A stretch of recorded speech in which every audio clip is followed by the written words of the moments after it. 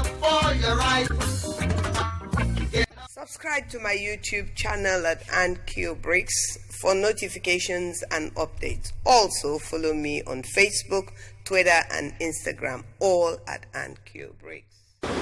We have discussed and shouted from the 2014 National Conference, where I was a delegate, to today. We have shouted and demanded and talked about and even threatened and said, issued press statements and said all kinds of things, demonstrated, protested, done all kinds of stuff to push the cause that it is unfair, unacceptable, unjust that we should have 4 major oil producing states in Nigeria that produces over 80%, close to 90% of the revenue of Nigeria, and that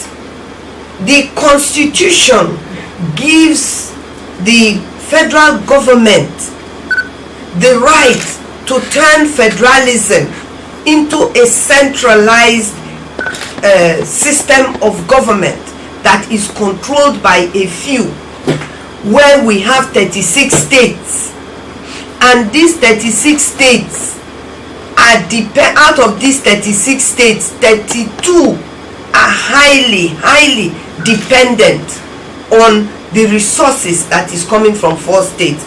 We have Ondo, we have Abia, and we have Imo that are producing oil, but their collective production of oil and gas is not up to, definitely it is not more. That is southeast, southwest, that's the southeast and southwest. Those together, their production is not even up to 10% of the total production of oil and gas, which is about 80-something percent. Now, if this be the case, surely there is nothing criminal about Akwa Ibom people, River State people, Delta State people, Bayelsa State people, who are the major producers of this oil and have suffered incredible devastation that can never, I don't care what UNEP report says, I don't care what even the government claims it is doing in Ogoni, but that's between them and Ogoni, because what they are doing is just, they claim to be cleaning up only Ogoni at this particular point, and not even the whole of Ogoni. So that's between the federal government and Ogoni. Now, if that is the case, then when are they going to clean up Delta State? When are they going to clean up the devastated areas in other parts of River State, in Bayelsa State, in Akwa Ibom State? So you can see that every act the government of Nigeria have ever undertaken to say that they're doing something for the Niger Delta people have always been to destabilize the Niger Delta region and knock the heads of the Niger Delta people together. There is a discussion even that Lagos has oil. See, even if they have oil in where? How far do I want to go? Even if they have oil in Kaduna State today, it's not my business. I'm not from Kaduna State. It cannot be my business. I don't care. But tell me how much Kaduna State is bringing to the oil and gas table if they have oil. You can't just say Lagos State is oil producing. How many barrels of oil is Lagos State producing? Is it not enough that Dangote has been positioned and has positioned himself in a way that is building the largest refinery in Africa, if not the world, in Lagos, while the resources is going to refine is in the Niger Delta? And you now have a situation where Anybody can get up today and say they have found oil. And if you have found oil, you won't tell us how much oil the reserve. How much is the reserve? How much oil is there that you have found? And how many are you bringing out? How many barrels a day are you bringing out? You just want to enter a Niger Delta Development Commission. They should change the name of that commission for starters. It should actually be Oil Producing States Development Commission. That's one. Two, the next point I want to raise for us as a people of this region and southern Nigeria and Nigerians, because we're still in Nigeria, so we're Nigerians now.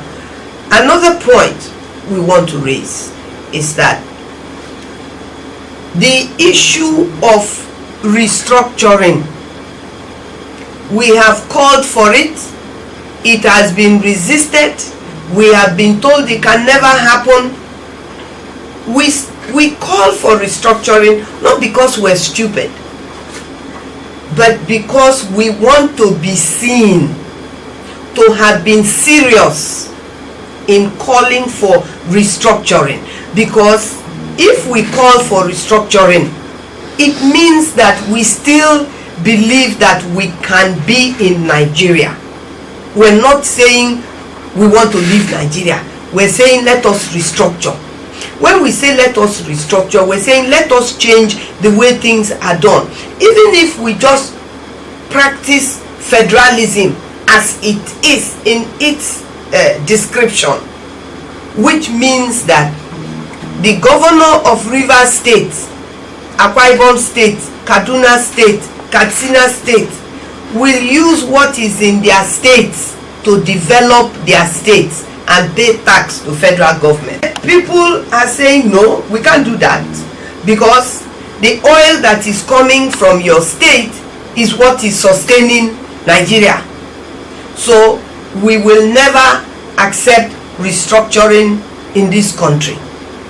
And it confirms that we are fools. The Niger Delta people are fools and are afraid when we are still in 2020, where things have gone from bad to worse.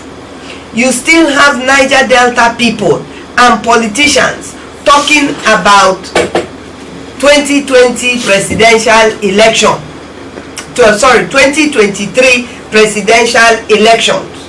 You have Niger Delta people who are talking about elections. So it means that in 2020 you don't have either governors or senators that are prepared to stand up and say, my people are saying we want to own our resources and pay tax to federal government. Before that can happen, we have to restructure Nigeria. Before that can happen, we have to change the constitution. Nigeria does not know how many people we are. Somebody just wakes up in the morning in the villa and say presidency says Nigeria is 200 and something million people. Well, I mean, we're just sitting down and accepting lies as truth. And we know the painful thing is that we know that these things are untrue, and we still accept that it is okay. You have a situation where some years ago, Niger Delta youths, particularly Ijaw youths, were in the creeks with arms, blowing up pipelines, and brought the economy of Nigeria to a standstill. And the best that was offered, some were killed, some were jailed. People like Henry Oka and Charles Oka are in jail today as we speak. And another young man called Biwari and another Igbo chap that was their that was accused along with them. And yet in Nigeria today we have a military that is capturing, according to them, Boko Haram members. These are terrorists. Even the Nigerian government have accepted that they are terrorists. Don't know the meaning. I don't know what they mean by insurgency. And they are killing Christians, beheading Christians, kidnapping children, killing women. And yet, after a few months, the army tells us that they have rehabilitated them and they send them back into this very society. We go to our communities and we see people that you can only describe them as not members of your community. It's just as simple as that. And if somebody is not from Abonima, then he's a stranger to Abonima. The fact that he is now living in Abonima does not make him an Abonima person. Does not make him an Abonima person. He is a stranger to my community. He's a stranger to my community. And so these are the realities that we face. And when the president says that 90% of the people that Boko Haram are killing are Muslims, it's so painful. Because which imam has been beheaded? The way that Reverend Fathers, look at the seminary student that Father Matthew Kuka buried yesterday or day before yesterday. So I'm just calling on Nigerians, and especially Southerners, and specifically Niger Delta people, wake up. Wake up. It's not getting better. Wake up. Even the president have admitted that he can only try his best. He has admitted it. He said he has come to accept that Nigeria is difficult to govern. Well, I wish he had given Jonathan that concession that he is now giving to himself.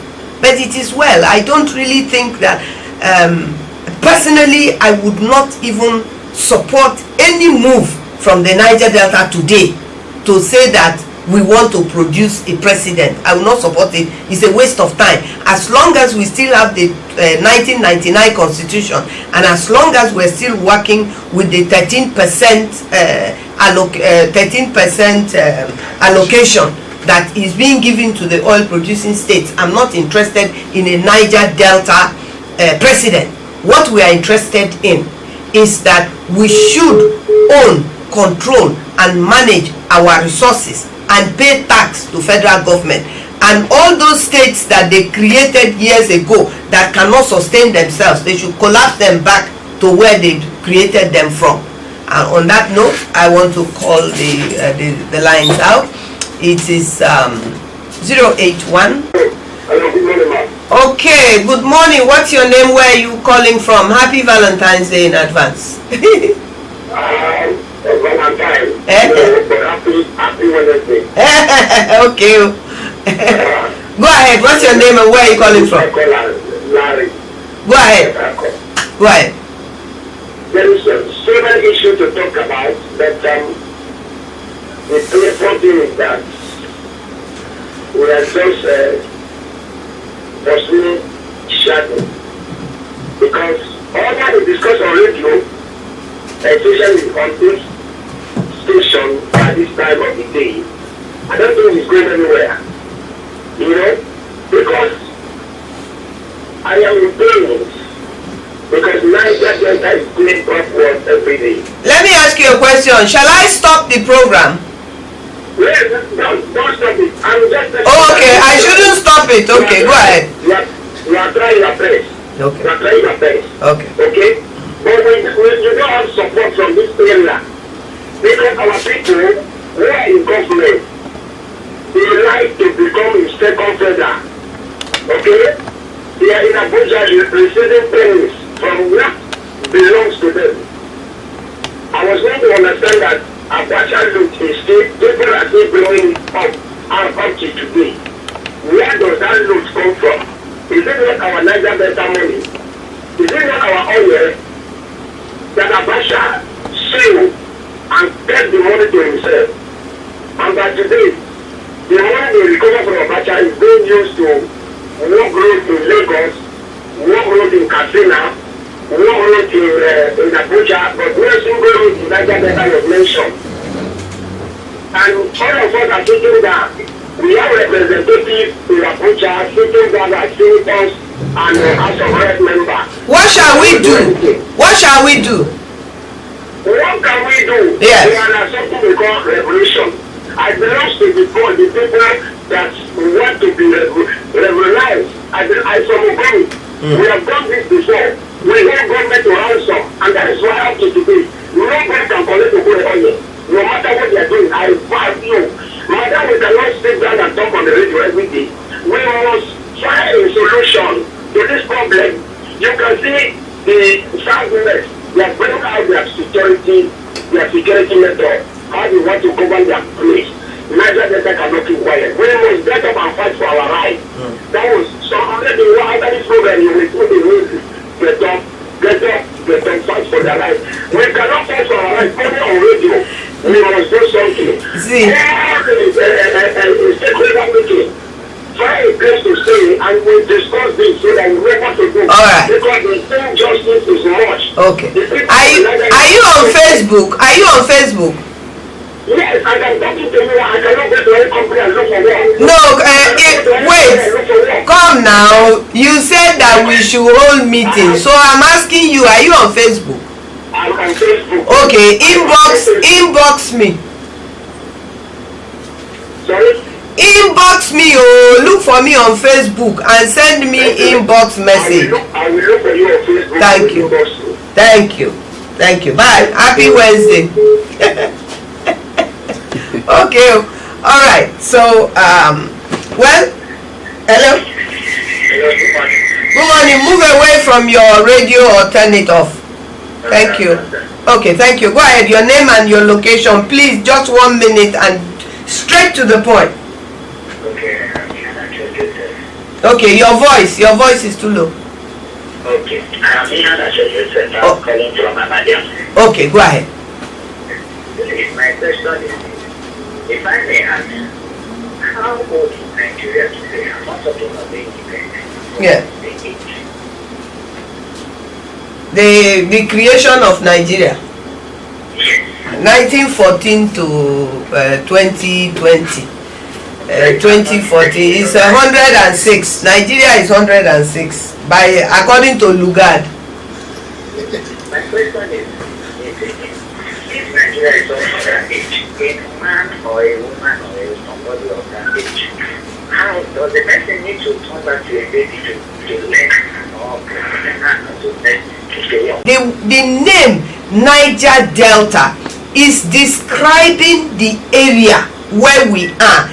It's like saying swamp, it's like saying mangrove, it's like saying creek. That is the English word. You cannot call it any. If you have a word for creek, in my place, what we call boo is swamp.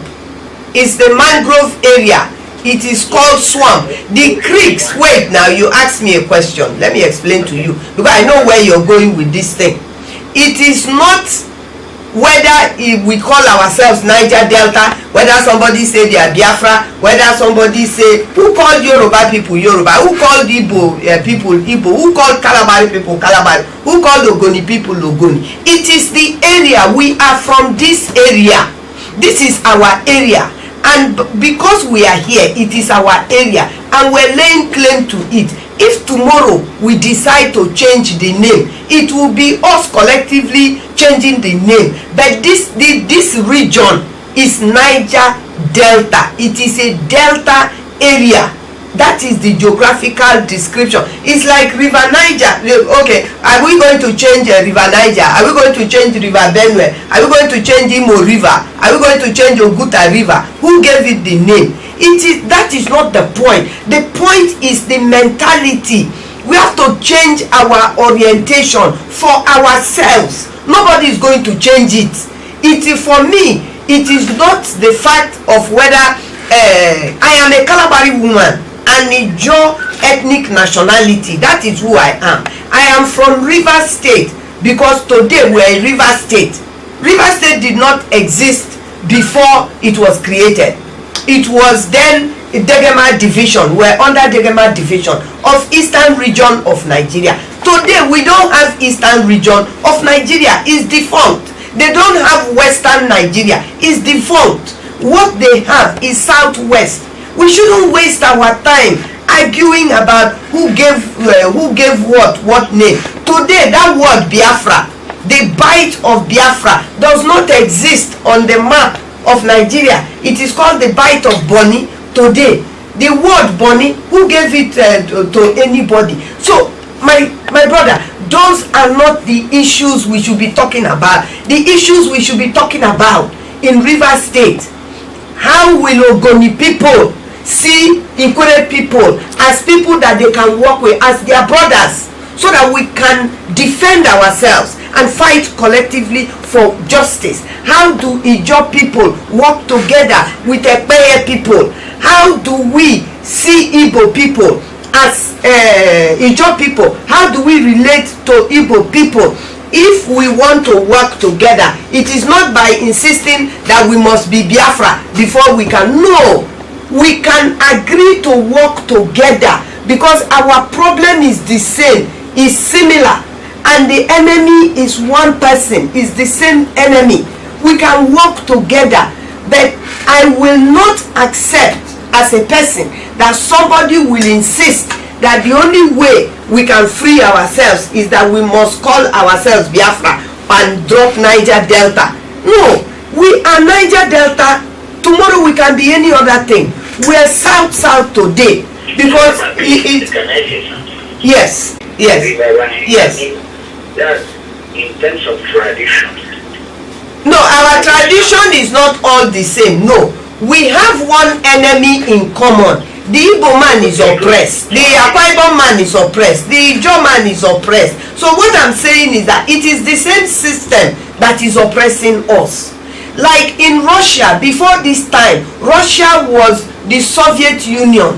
Today, as I'm talking to you, less than 2 decades ago, Russia has been pieces. It has scattered into about 8 or so different countries. But before Russia could break up into these countries, all the different countries accepted that they would join hands and fight Russia to be free. And when they were free, Yugoslavia went their way, this one, Georgia, went his way, this one went their way. You know, so we can work together. My brother, listen, we can work together, but let us not wait. Let us agree. What? And then we decide to separate ourselves. No. See, my brother, before you start on a journey with anybody, you have to agree on where you're going and how you will get there. If we are going to work together, whether with Middle Belt, whether with Yoruba, whether with Igbo, whether with the ethnic nationalities that make up Niger Delta, collectively or individually, if we're going to work together, all of us must first of all sit down and agree the terms under which we're going to work together. You cannot say that we will work together, then when we succeed, we go our separate way. What type of agreement is that? That is no agreement. You said like Russia, you use Russia as an example. They are Russia. They are not. Georgia is a country on its own, but it came away. No, now because what you're saying is not true, so I can't accept it. They are not answering Soviet. Because you understood where I was going about the Biafra. Now, Biafra was something that I think out of annoyance, or if I'm not mistaken, I think it was existing. It was what? Existing. What was existing? The name Biafra, the country Biafra. There is no country ever called Biafra except the one Ojukwu declared in 1967 that ended in 1970. There was what was called the Bite of Biafra, which is today now changed by the Gowon government to the Bight of Bonny. Biafra is a word. It is a word that was put in the map by the same white people. That word Biafra, it was not put there by Igbo people, it was not put there by Ijaw people. It was put there. What? It was put there by an Ijaw man. It was not put there by an Ijaw man. Please, you are young, so you must have your historical facts right. It is an Ijaw man that chose that word when they were discussing with Ojukwu, and they were looking for a name, and he suggested the name Biafra. He didn't use it from his brain. It existed on the map. It is a place. It's like saying the Niger Delta. The same way Adaka Boro declared the Republic of Niger Delta before Ojukwu before Ojukwu declared Biafra. Please get historical facts before you publicly say it, because what you're saying is not true, is wrong. The facts are not correct. An Ijaw man did not come up with the name and say we will call this country Biafra. He is not part of the people that that declared. It's Ojukwu's idea to declare Biafra, and when he declared,